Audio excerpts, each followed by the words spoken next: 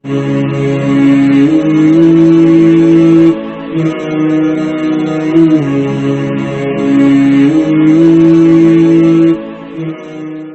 علیکم ورحمۃ اللہ وبرکاتہ۔ نحمدہ ونصلی علی رسولہ الکریم، اما بعد، اعوذ باللہ من الشیطان الرجیم، بسم اللہ الرحمن الرحیم۔ لقد کان لکم فی رسول اللہ اسوۃ حسنہ، صدق اللہ العظیم۔ درود شریف پڑھ لیجیے۔ اللہم صلی علی محمد وعلی آل محمد کما صلیت علی ابراہیم وعلی آل ابراہیم انک حمید مجید۔ اللہم بارک علی محمد وعلی آل محمد کما بارکت علی ابراہیم وعلی آل ابراہیم انک حمید مجید۔ گزشتہ نشست میں مسجد نبوی کے متعلق چند حقائق اور کچھ باتیں آپ کے سامنے آئی تھیں۔ ایک چیز رہ گئی تھی، یعنی کہ مسجد نبوی کی فضیلت کتنی بڑی ہے۔ ایک روایت کے مطابق اس مسجد کے اندر نماز پڑھنا 3000 نمازوں کے برابر، اور بعض روایتوں کے مطابق 50,000 نمازوں کے برابر نماز پڑھنے کا ثواب ہے۔ اس لیے اللہ تعالی ہم سب کو وہاں لے کر کے جائے، جب کبھی بھی وہاں جایا کریں تو وہاں بازاروں میں گھومنے کے بجائے ان سعادتوں کو اور ان فضیلتوں کو حاصل کرنے کی کوشش کیا کریں۔ آپ یہ سوچا کریں کہ ہم اتنا خرچہ کر کے، اتنی مشقت اٹھا کے یہاں کیوں آئے ہیں، کیا وجہ ہے۔ لہٰذا ایمان لینے جایا کریں، سامان لینے نہ جایا کریں۔ اب تو مسجد نبوی کی وسعت بہت زیادہ ہو چکی ہے۔ کل اس کی تعمیرات کے متعلق کچھ باتیں آپ کے سامنے آئی تھیں۔ اب یہ وسیع ہوتے ہوتے اتنی وسیع ہو چکی ہے کہ علماء کا اس بات پر اتفاق ہے کہ اس وقت کا جو مدینہ تھا وہ سارا مدینہ مسجد نبوی کے اندر جا چکا ہے، بلکہ اس وقت کے مدینہ سے بھی بڑی یہ مسجد ہو چکی ہے۔ بعض روایتوں سے پتہ چلتا ہے کہ مدینہ کے باہر نکلنے کے بعد کچھ دور جا کر جو ہے وہ کوئی تالاب تھا یا کنواں تھا جس کا پانی مدینے والے پیتے تھے، وہ تالاب یا کنواں اب وہ مسجد نبوی کے اندر ہے۔ اب آپ اندازہ لگائیں کہ مسجد کتنی بڑی ہو چکی ہے۔ میں نے اس کے مصلی کے متعلق بھی بتایا تھا کہ اس کا پہلے ایک مصلی پیچھے کی طرف تھا، پھر یہ آگے کی طرف ہو گیا۔ جو پیچھے والا ہے وہ ختم ہو گیا، اب پتہ نہیں اس کے نشانات باقی ہیں یا نہیں، ہوں گے۔ ترکوں نے بڑی زبردست محنت کی اور پچھلے نبی کریم صلی اللہ علیہ وسلم کے دور مبارک کے مسجد کے جو نشانات تھے ان کو مٹنے سے بچانے کی ہر لمحہ ہر چند کوشش کی انہوں نے۔ اسی سے متعلق مسجد ذو قبلتین بھی ہے، اس کا واقعہ بھی کل مجھے بتانا چاہیے تھا لیکن بس وہ یاد نہیں رہا۔ ذو قبلتین، 2 قبلوں والی مسجد، جہاں پر دونوں مصلی مسجد کے باقی رکھے گئے ہیں، مدینہ کے اندر ہی ہے۔ اور حج کرنے والے جب وہاں جاتے ہیں تو مسجد ذو قبلتین کی زیارت کروائی جاتی ہے۔ اس کا بڑا دلچسپ واقعہ ہے کہ باقاعدہ باجماعت نماز ہو رہی تھی اور صحابہ کرام نماز پڑھ رہے تھے کہ اچانک جو ہے وہ قبلے کے پھرنے کا واقعہ آ گیا، بیت المقدس سے بیت اللہ کی طرف رخ کرنے کا واقعہ آ گیا۔ قد نرى تقلب وجهك في السماء، تو ایک صاحب باہر کی طرف گلی کی طرف یہ نماز پڑھتے ہوئے جا رہے تھے کہ اب اپنے چہروں کو جو ہے وہ بیت المقدس کے بجائے بیت اللہ کی طرف پھیر لو۔ تو علماء نے لکھا کہ یہ وہ نماز تھی کہ اس نماز کے اندر امام اور کچھ صحابہ کرام باجماعت نماز پڑھ رہے تھے اور یہ سب رکوع کی حالت میں تھے۔ تو جیسے ہی جو ہے حکم آیا فوراً رکوع ہی کی حالت میں سارے کے سارے پھر گئے۔ اب جیسے ہی پھیرے تو وہ بالکل رخ اپوزٹ ہو گیا۔ تو جو امام سب سے آگے کھڑے ہوئے تھے وہ جیسے ہی رخ پھرا تو امام پیچھے رہ گئے اور مقتدی جو پیچھے تھے وہ آگے ہو گئے، اور رکوع کی حالت تھی، اسی رکوع کی حالت میں امام جو ہے وہ آگے بڑھے اور مقتدیوں نے اسی رکوع کی حالت میں پیچھے ہٹ کر ان کو جگہ دی، اور پھر جہاں وہ پیچھے کھڑے ہوئے تھے آگے آئے۔ جو سب سے پیچھے کی صف تھی وہ اگلی ہو گئی اور امام اس سب سے اگلی صف میں آ کر کے انہوں نے پھر آگے اس طریقے سے نماز کو مکمل کیا، اسی حالت میں پھر گئے۔ کہنے کا مقصد یہ تو یہ جو واقعات ہیں اس قسم کے، یہ میرے استاد ہیں مولانا اشرف صاحب، مدرسہ حسین بخش میں جہاں سے میں فارغ ہوں، دلی کے اندر جامع مسجد کے پاس مٹی محل کے علاقے میں، وہاں یہ ہمارے استاد ہیں اور بڑے جلیل القدر عالم ہیں، اور زیادہ بڑی عمر نہیں ہے، میری ہی عمر کے ہیں۔ بہت چھوٹے سے آئے تھے جب یہ پڑھانے، تو مجھے یاد ہے کہ تقریباً 2006 میں یا 7 میں حضرت پڑھانے کے لیے آئے تھے اس مدرسے میں، اور میری عمر جو ہے وہ تقریباً 16-17 سال تھی اس وقت میں۔ اور دیکھا جائے تو حضرت کی جو عمر تھی وہ میرے خیال سے کچھ 2-4 سال ہم سے کچھ زیادہ ہوگی، بہت زیادہ بڑی عمر نہیں تھی، چھوٹے سے لگتے تھے، داڑھی بھی نہیں تھی چہرے ان کے ٹھیک سے اس وقت میں۔ تو بڑی زبردست صلاحیت باصلاحیت عالم ہے میرے استاد ہیں، ہم نے ان سے کئی کتابیں پڑھی ہیں، ہدایہ آخرین، تلخیص المفتاح، مختصر المعانی، اس قسم کی کتابیں انہوں نے پڑھائی ہیں، فصاحت و بلاغت سے متعلق، فقہ سے متعلق، اور شعبہ افتہ کے اندر آج بھی وہ پڑھاتے ہیں، اور بہت بڑے علماء میں ان کو شمار ہے۔ انہوں نے کتاب لکھی ہے اصحاب صفہ، اس کتاب کو خرید کر پڑھنا چاہیے، اور اگر نہیں بھی آپ نہیں پڑھ سکیں کیونکہ شاید ہر جگہ اویلیبل نہ ہو، تو انشاءاللہ عز و جل اس کتاب کو سامنے رکھ کر اصحاب صفہ کے متعلق میں نے بتایا تھا نا آپ کو، اصحاب صفہ کے متعلق میں انشاءاللہ پڑھاؤں گا ضرور۔ اچھا جی، نبی کریم صلی اللہ علیہ وسلم نے ایک بڑا زبردست کام مدینہ منورہ کے اندر یہ کیا، میں نے بتایا تھا کہ آپ صلی اللہ علیہ وسلم نے صحابہ کرام کے اندر مواخات کر دی، مواخات یعنی کہ دو صحابہ کو ایک دوسرے کا آپس میں بھائی بنا دیا۔ یہ مواخات ہجرت سے پہلے مکہ کے اندر بھی ہوئی ہے کہ نبی کریم صلی اللہ علیہ وسلم نے دو صحابہ کو ایک دوسرے کا بھائی بنا دیا تھا، ایک کمزور صحابی اور ایک ذرا فائنینشلی مضبوط صحابی، تو دونوں کو بھائی بنا دیا تاکہ ایک بھائی دوسرے کو سنبھال لے۔ پھر یہی کا یہی معاملہ مدینہ منورہ کے اندر ہجرت کرنے کے بعد ہوا، تو نبی کریم صلی اللہ علیہ وسلم نے مہاجر صحابہ کو انصاری صحابہ کا بھائی بنا دیا، ایک انصاری صحابی کو لیا، ایک مہاجر صحابی کو لیا، اور دونوں میں یہ اعلان کر دیا کہ آج سے تم دونوں بھائی ہو۔ اور انصار نے حق ادا کر دیا، خدا کی قسم حق ادا کر دیا، ایسا زبردست مہاجر صحابہ کو سنبھالا کہ پھر بڑے بڑے دولت مند صحابہ نکلے مہاجرین میں سے۔ عبد الرحمن ابن عوف کو دیکھ لیں، کتنے بڑے صحابی ہیں، مال و دولت کے اعتبار سے کتنی بڑی ان کی ریل پیل تھی، بالکل سب کچھ چھوڑ چھاڑ کر کے مکہ سے مدینہ کے اندر آئے تھے۔ اور میں ہجرت کی ساری داستان آپ کے سامنے رکھ چکا ہوں، بتا چکا ہوں کہ کن حالات میں ہجرت کی صحابہ کرام نے۔ تو یہ جو ہے ایک طریقے سے معاملہ ہوا آپ صلی اللہ علیہ وسلم کا کہ آپ نے مہاجر صحابہ کو انصار کا بھائی بنا دیا، بعض مہاجر کو مہاجر کا بھائی بنایا، ایسے بھی تھا۔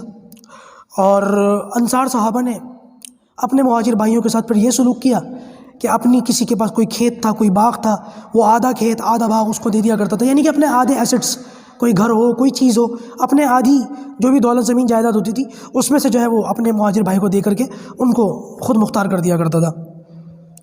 اور یہ معاملہ بھی ہم نے دیکھا کسی کتاب کے اندر، میں نے پڑھا سیرت المصطفیٰ کے اندر لکھا مولانا ادریس کاندھلوی رحمۃ اللہ علیہ نے کہ ایسا سنبھالا انصار نے مہاجرین کو کہ اگر کوئی انصاری انتقال کر جاتے اور پھر ان کے بھائی مہاجر ہوتے تو انصار کی وراثت میں سے مہاجر کو حصہ ملتا۔ بعد میں یہ حکم ختم ہو گیا، پھر حقیقی رشتوں ہی کو وراثت کا حکم آ گیا تھا، یہ ختم ہو گیا تھا۔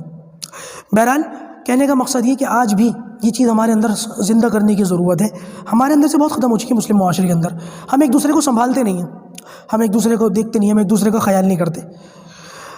آج معاملات یہ ہے کہ اگر کوئی شخص کسی کمپنی کے اندر، کسی فیکٹری کے اندر مالک ہو، اور اس کمپنی میں، اس فیکٹری میں، اس کارخانے میں کوئی ملازم آ جائے تو بندہ یہ سوچتا ہے کہ یہ شخص ساری زندگی میرا ملازم رہے، بلکہ یہ سوچتے ہیں کہ اس کی آنے والی نسلیں بھی میری ملازم رہیں، اس کی نسل میری نسل ملازم رہے، اس کی جو نوکری ہے وہ میری فیکٹری میں ہمیشہ نوکری رہے، چاہے جائے کہ اس کے بعد اس کی نسل ہے تو وہ بھی میری فیکٹری میں نوکری رہے۔ اس کو آگے بڑھانے کا، اپنے پیروں پہ کھڑا کرنے کا یہ ہمارے یہاں رواج نہیں ہے۔ بھائی میری ایک درخواست ہے کہ صحابہ کرام نے جو اس طریقے سے ماڈل کھڑا کر کے دکھایا ہے نا، یہ معاملہ ہم لوگوں کو بھی کرنے کی ضرورت ہے۔ اللہ تعالیٰ آپ کو ایک اور نوکر دے دے گا، آپ کو اور ملازم دے دے گا، آپ اس کو اپنے برابر میں کھڑا کریں۔ مارکیٹ میں مسلمانوں کی جو ہے ایک وہ نظر آنی چاہیے ہر جگہ، صرف کسی بھی ایک خاص مارکیٹ کی میں بات نہیں کر رہا ہوں، سیاست ہو، زراعت ہو، مارکیٹ ہو، ملازمت ہو، کچھ بھی ہو، کسی بھی معاملے میں، کسی بھی شعبے میں مسلمان کو چاہیے دوسرے مسلمان کو تیار کیا کرے، اس کو کھڑا کرا کرے۔ اور دوسری طرف سے بھی میں درخواست کروں گا، ہمارے یہاں یہ دوسری طرف بھی تو بڑا مسئلہ ہے نا کہ جب کوئی شخص کسی کو کھڑا کر دیتا ہے، تیار کر دیتا ہے، تو جس کے پہلے ملازم تھے جب کسی لائق ہو جاتے ہیں تو جس کے ملازم کرتے تھے اس کے برابر میں کھڑے ہونے کے بعد اسی کی جڑیں کاٹنی شروع کر دیتے ہیں، یہ بھی غلط ہے۔ بھائی دونوں طرف سے اس بات کو سمجھنے کی ضرورت ہے۔ آج پوری امت مسلمہ ان باتوں کی وجہ سے پٹ رہی ہے، مار کھا رہی ہے۔ امید ہے میری یہ بات آپ کو سمجھ میں آئے گی۔ چلیے تقریباً اچھا خاصا وقت اسی پر ہو گیا۔ اصل بات مجھے کرنی تھی اذان کے اوپر کہ نبی کریم صلی اللہ علیہ وسلم نے کس طریقے سے جو ہے اذان کا معاملہ کیا اور اذان کیسے شروع ہوئی۔ آج ہمارے یہاں اللہ کا فضل ہے، دنیا محلوں کے اندر اذانیں ہوتی ہیں اور ہم اس کو بڑی آسانی سے سنتے ہیں۔ وہ بات ہو رہی ہے کہ ہم نے اذان کی بڑی بے احترامی کر رکھی ہے، اذانیں ہوتی رہتی ہیں اور ٹی وی چلتے رہتے ہیں۔ وہ آج کل تو یہ معاملہ ہے کہ وہ والیوم کم کر دیتے ہیں، بس اس سے زیادہ نہیں، وہ اسکرین چلتی رہتی ہے، والیوم کم کر دی جاتی ہے اور سر پر دوپٹے ڈال دیے جاتے ہیں، کوئی لیٹا ہوا تو اٹھ کے بیٹھ جاتا ہے یا دروازے بس زیادہ سے زیادہ کھول دیے جاتے ہیں۔ اس سے زیادہ اذان کا کوئی احترام نہیں ہمارے یہاں۔ مجھ سے کسی نے پوچھا تھا کہ کیا اذان پر ٹی وی بند کرنا چاہیے کہ نہیں کرنا چاہیے، تو میں نے کہا بھائی وہ اذان پر تو تلاوت بند ہو جاتی ہے قرآن مجید کی، ٹی وی کی کیا حیثیت ہے، ٹی وی کی کیا اوقات ہے۔ تو بھائی اس کو جو ہے دیکھ لینا چاہیے۔ ہمارے یہاں اذان کا بڑا، اذان پر خاموشی اختیار کرنی چاہیے، دنیاوی باتیں نہیں کرنی چاہیے، اذان کا جواب دینا چاہیے، جو مؤذن کا ان کو دہرانا چاہیے ان الفاظ کو، اور اذان کے بعد پھر دعا پڑھنی چاہیے، اللہم رب ہذہ الدعوۃ التامہ، درود شریف پڑھنے کے بعد۔ تو یہ اذان کی جو ہے اس کا بڑا، اس کی اہمیت اور اس کا احترام ہے جو بڑی افسوس کے ساتھ میں کہہ رہا ہوں کہ ہمارے یہاں سے ختم ہو چکا ہے۔ دیکھیے نبی کریم صلی اللہ علیہ وسلم جب سے آپ نے نبوت کا اعلان کیا تب سے امت پر 2 نمازیں فرض تھیں، فجر کی نماز اور عصر کی نماز، بس یہ 2 نمازیں تھیں۔ جب اللہ کے رسول صلی اللہ علیہ وسلم معراج پر گئے ہیں تو معراج کی رات میں آپ صلی اللہ علیہ وسلم کو 5 نمازوں کا تحفہ ملا، لیکن یہ 5 نمازیں جو فجر، ظہر، عصر، مغرب، عشاء تھی، یہ 5 نمازیں تھیں تو صحیح، لیکن ان کے اندر صرف 2 رکعتیں تھیں۔ مغرب کے اندر 3 رکعتیں تھیں، باقی ساری نمازوں میں 2 رکعتیں تھیں، اور یہ ہجرت تک رہی ہیں۔ جب ہجرت کر کے نبی کریم صلی اللہ علیہ وسلم مدینہ منورہ تشریف لے گئے تو اب اللہ تعالیٰ کی طرف سے حکم یہ آیا کہ ظہر، عصر اور عشاء، ان 3 نمازوں میں 2 رکعت کے بجائے 4 رکعت کا حکم آ گیا۔ فجر کو اور مغرب کو ان کی حالتوں پر چھوڑ دیا گیا۔ باقی جو عید کی، جمعے کی نمازیں وہ بھی 2 ہی کی ہیں، ان کی 2 کو باقی رکھا گیا۔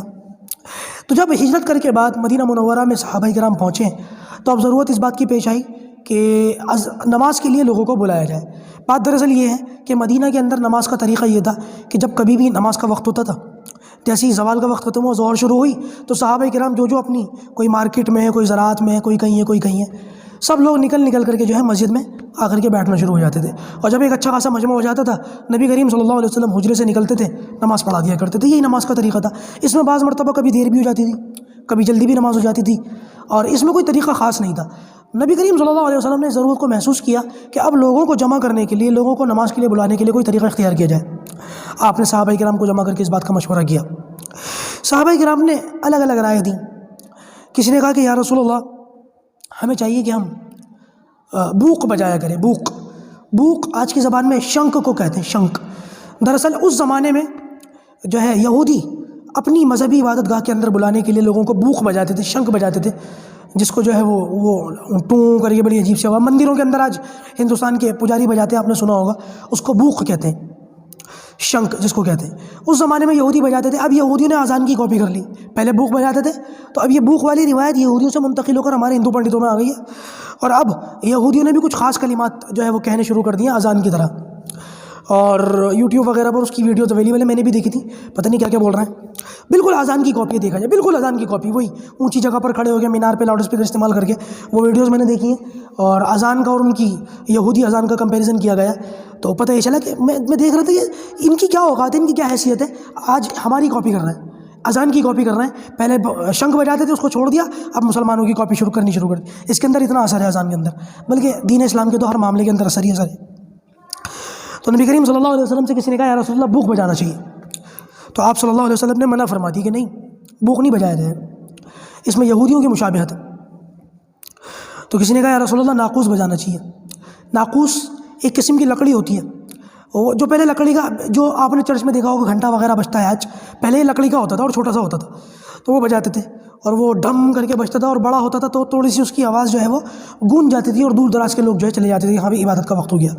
تو صحابہ نے کہا یا رسول اللہ، جیسے وہ ناقوس بجایا جاتا ہے ویسے بجانا چاہیے۔ تو نبی کریم صلی اللہ علیہ وسلم نے منع فرمایا کہ نہیں، یہ عیسائیوں سے مشابہت ہے۔ تو کسی نے کہا کہ یا رسول اللہ، پھر ایک کام یہ کر سکتے ہیں کہ ہم کسی اونچی جگہ پر، پہاڑ تو تھے مدینہ کے اندر، کسی پہاڑی وغیرہ پر کھڑے ہو کر کے جو ہے آگ جلا دی جائے، تاکہ آگ کو جلتا ہوا دیکھ کر، اس کے اٹھتے ہوئے دھوئیں کو دیکھ کر کے اندازہ ہو جائے کہ ہمیں نماز کا وقت ہو گیا۔ تو آپ صلی اللہ علیہ وسلم نے فرمایا کہ یہ مجوسیوں کا طریقہ ہے، آتش پرست جو ہوتے ہیں، تو لہٰذا کوئی مسئلہ نہیں ہوا، کسی مشورے پر اتفاق نہیں ہوا، صحابہ کرام اپنی اپنی فکروں کو لے کر کے چلے گئے۔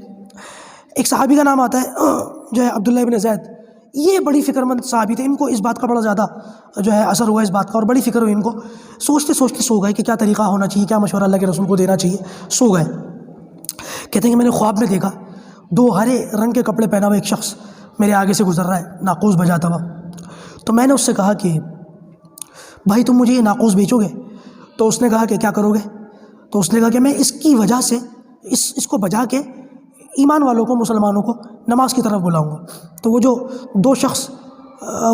2 سبز کپڑے پہنا ہوا شخص تھا، اس نے مجھ سے کہا کہ میں تمہیں اس سے بہتر طریقہ نہ بتاؤں؟ تو میں نے کہا ضرور بتاؤ۔ تو اس نے کہا تم یوں کہو، اللہ اکبر اللہ اکبر، اللہ اکبر اللہ اکبر، اشہد ان لا الہ الا اللہ، اشہد ان لا الہ الا اللہ، اشہد ان محمد رسول اللہ، اشہد ان محمد رسول اللہ، حی علی الصلاۃ، حی علی الصلاۃ، حی علی الفلاح، حی علی الفلاح، اللہ اکبر لا الہ الا اللہ۔ کہتے ہیں کہ یہ الفاظ اس نے کہے، اور اس کے بعد پھر ایک طرف کھڑے ہو کر اس نے، جیسے نماز سے پہلے تکبیر کہی جاتی ہے، اس کے اندر تکبیر کا جو طریقہ تھا اس نے وہ کہہ کے بتایا، اور قد قامت الصلاۃ، قد قامت الصلاۃ، ان الفاظ کا اضافہ کر کے دکھایا۔ کہتے ہیں یہ میں نے خواب دیکھا، میری آنکھ کھل گئی۔ جب میری آنکھ کھلی تو صبح میں نبی کریم صلی اللہ علیہ وسلم کی خدمت میں حاضر ہوا، اور میں نے آپ صلی اللہ علیہ وسلم سے کہا یا رسول اللہ، رات میں نے یہ خواب دیکھا ہے۔ تو آپ صلی اللہ علیہ وسلم نے فرمایا کہ بے شک تیرا خواب سچا ہے، بلال کو یہ کلمات سکھاؤ، وہ اذان دے گا، اس لیے کہ بلال کی آواز جو ہے وہ اونچی ہے اور بلال کی آواز جو ہے ذرا دور تک چلی جائے گی۔ تو کہتے ہیں کہ انہوں نے حضرت بلال کو یہ آواز یہ الفاظ سکھائے، اور حضرت بلال رضی اللہ تعالیٰ عنہ نے بلند آواز سے جب یہ آواز کہی، یہ اذان کہی، تو حضرت بلال رضی اللہ تعالیٰ عنہ دور سے دوڑتے ہوئے آئے۔ علماء نے لکھا کہ صحابہ فرماتے کہ حضرت عمر فاروق رضی اللہ تعالیٰ عنہ ایسے دوڑتے ہوئے آ رہے تھے کہ ان کی جو چادر ہے، جو تہمد یا لنگی وغیرہ انہوں نے باندھ رکھی تھی، جلدی آنے کی وجہ سے وہ لنگی بھی ٹھیک سے باندھ نہیں پائے، تو وہ زمین پر گھسٹ رہی تھی۔ تو دوڑتے ہوئے آنے لگے رسول صلی اللہ علیہ وسلم کی خدمت میں، اور جو بلال اذان پڑھ رہے تھے کہنے لگے یا رسول اللہ یہ الفاظ تو میں نے رات خواب میں دیکھے، کہ جیسے عبداللہ ابن زید نے کہا کہ میں نے خواب دیکھا، کہ یا رسول اللہ میں نے بھی خواب دیکھا۔ تو نبی کریم صلی اللہ علیہ وسلم نے فرمایا کہ اللہ تعالیٰ نے تم دونوں کو حق پر جمع کر دیا، اور اس دن سے پھر یہ اذان شروع ہو گئی۔ امی عائشہ صدیقہ رضی اللہ تعالیٰ کا حجرہ مبارک، اس کی چھت پہ چڑھ گئے، حضرت بلال جو ہے اذان دیتے تھے، تو ایک مرتبہ حضرت بلال رضی اللہ تعالیٰ جو ہے وہ فجر کی اذان دے رہے تھے، تو نبی کریم صلی اللہ علیہ وسلم کا معمول یہ تھا کہ فجر کی اذان کے بعد تھوڑی دیر لیٹ جاتے تھے، کمر سیدھی کر لیا کرتے تھے۔ تو حضرت بلال نے جب اذان دی اور نبی کریم صلی اللہ علیہ وسلم لیٹ گئے، کمر سیدھی ہو گئی، تو اس میں اللہ کے رسول کی آنکھ لگ گئی۔ تو حضرت بلال کی عادت یہ تھی فجر کی اذان میں خاص طور سے جب اذان کہتے تھے تو مدینے کی گلیوں میں دوڑ جاتے تھے، الصلاۃ خیر من النوم، الصلاۃ خیر من النوم، اس کی آواز لگاتے تھے کہ نماز نیند سے بہتر ہے، نماز نیند سے، یعنی کہ جاگو اٹھو، جیسے ہمارے یہاں شہری میں سحری جگانے والے آتے ہیں اس طریقے سے۔ تو کہتے ہیں کہ مدینہ منورہ کی گلیوں میں ایسے ایک مرتبہ دوڑ رہے تھے، وہ ویڈیو دیکھ لیجئے گا اور ان حجروں کو سمجھ لیجئے گا کہ وہ حجرے مسجد سے متصل کیسے مدینے کی گلی کے اندر لگے ہوئے تھے، میں نے سمجھا دیا تھا اس کے اندر۔ تو کہتے ہیں ان حجروں کے پاس سے حضرت بلال گزرے، تو اس وقت نبی کریم صلی اللہ علیہ وسلم کی آنکھ لگ گئی تھی، تو کہنے لگے الصلاۃ خیر من النوم۔ تو امی عائشہ کہنے لگیں کہ بلال اپنی آواز کو پست کرو، نبی کریم صلی اللہ علیہ وسلم سو رہے ہیں۔ تو بجائے اس کے کہ پست کرتے، انہوں نے پھر دوبارہ کہنا شروع کر دیا کہ محبت تو ہے، محبت نبی کریم صلی اللہ علیہ وسلم کا ادب احترام اور محبت اپنی جگہ، لیکن جو اللہ کے رسول کی تربیت ہے وہ اپنی جگہ۔ تربیت یہ کہتی ہے کہ نہیں، مجھے آواز لگانی پڑے گی اور جگانا پڑے گا۔ کہتے ہیں کہ دوبارہ انہوں نے کہا الصلاۃ خیر من النوم، اور یہ کہہ کے چلے گئے۔ امی عائشہ کو برا لگا کہ اللہ کے رسول صلی اللہ علیہ وسلم اٹھ جائیں، پھر ان کی شکایت کہوں گی۔ نبی کریم صلی اللہ علیہ وسلم اٹھے تو امی عائشہ کہنے لگیں کہ یا رسول اللہ آپ نے بلال کو دیکھا، وہ اس طریقے سے جو ہے آوازیں لگاتا ہوا جا رہا تھا، اور میں نے اس سے کہا کہ آپ صلی اللہ علیہ وسلم سو رہے ہیں، تو بجائے چپ ہونے کے اور زور سے آواز لگانی شروع کر دی۔ تو نبی کریم صلی اللہ علیہ وسلم اس پر اتنے خوش ہوئے، آپ نے بلال سے کہا بلال ان الفاظ کو فجر کی اذان کے اندر شامل کر لو۔ تو اس وقت سے یہ جو ہے فجر کی اذان کے اندر اس کا اضافہ ہو گیا۔ نبی کریم صلی اللہ علیہ وسلم کے زمانے ہی سے الصلاۃ خیر من النوم کا جو ہے اضافہ کر دیا گیا۔ تو یہ جو ہے نبی کریم صلی اللہ علیہ وسلم نے اذان کلوائی، اور اس طریقے سے اذان کا جو ہے رواج پڑا۔ اور یہ دیکھیں کہ آپ صلی اللہ علیہ وسلم نے منافقوں کے، یہودیوں کے، مجوسیوں کے، عیسائیوں کے طریقوں کو اختیار نہیں فرمایا۔ حالانکہ دیکھا جائے تو عبادت کے لیے بلایا جا رہا تھا، کسی غلط کام کے لیے تو مناسبت نہیں ہو رہی تھی، جو موافقت ہو رہی تھی، مناسبت ہو رہی تھی یہودیوں سے، عیسائیوں سے اور مجوسیوں سے، وہ کسی ناجائز کام میں ہو رہی تھی، نہیں جائز کام میں ہو رہی تھی عبادت کے لیے بلانا، لیکن اس کو بھی پسند نہیں فرمایا۔ ایسے ہی بہت ساری چیزیں جس میں نبی کریم صلی اللہ علیہ وسلم نے جائز کاموں میں یہودیوں سے اپنے آپ کو الگ کر لیا، عیسائیوں سے اپنے آپ کو الگ کر لیا۔ جیسے وہ محرم کا، عاشورہ کا روزہ یہودی بھی رکھتے ہیں، مسلمان بھی رکھتے ہیں، آپ نے فرمایا ان کی مخالفت کرو، ایک روزہ ساتھ ملا کے رکھو، ان کے ساتھ موافقت نہیں ہونی چاہیے۔ آج یہ امت کہ جب نبی کریم صلی اللہ علیہ وسلم نے جائز کاموں میں سے بھی ان سے مناسبت سے روکا، تو یہ امت کیسے ناجائز کاموں میں ان سے مناسبت کرتی ہے؟ برتھ ڈے منانا، ان کے جیسا لائف سٹائل کاپی کرنا، ان کے جیسے بال کٹوانا، ان کے جیسا حلیہ بنانا، ان کے جیسی شکلیں بنانا، ان کے جیسا لباس پہننا، ان کے جیسا جو ہے پتہ نہیں کیا کیا ہم نے شروع کر دیا۔ جائز کاموں میں بھی مناسبت نہیں تھی، موافقت نہیں تھی، ہم نے تو ناجائز کام میں منافقت شروع کر دی، مناسبت شروع کر دی۔ میرے بھائیوں، اس پر سوچنا چاہیے اور اس سے جو ہے وہ ڈرنا چاہیے۔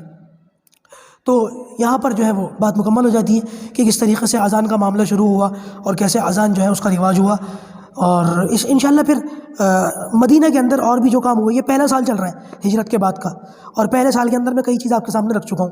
ابو ایوب انصاری کے گھر میں نبی کریم صلی اللہ علیہ وسلم کا داخلہ، اور سلمان فارسی کا ایمان، ان کا نبی کریم صلی اللہ علیہ وسلم سے ملنا، اور پھر مسجد نبوی کی تعمیر، اور اب اذان کی شروعات، اور اب پہلا ہی سال تھا، پہلا سن ہجری تھا، اس میں نبی کریم صلی اللہ علیہ وسلم نے ایک کام اور کیا، مطلب ان سے میثاق کرنا، اور یہودیوں کو ایک طریقے سے، یہودیوں کے شر سے جو ہے وہ مسلمانوں کو بچانا، کیونکہ یہودی اس وقت کے مدینہ کی پوری اکانومی پر قابض تھے اور مسلمان کمزور سے کمزور، غریب سے غریب جو ہے وہ اس طرف آ رہے تھے.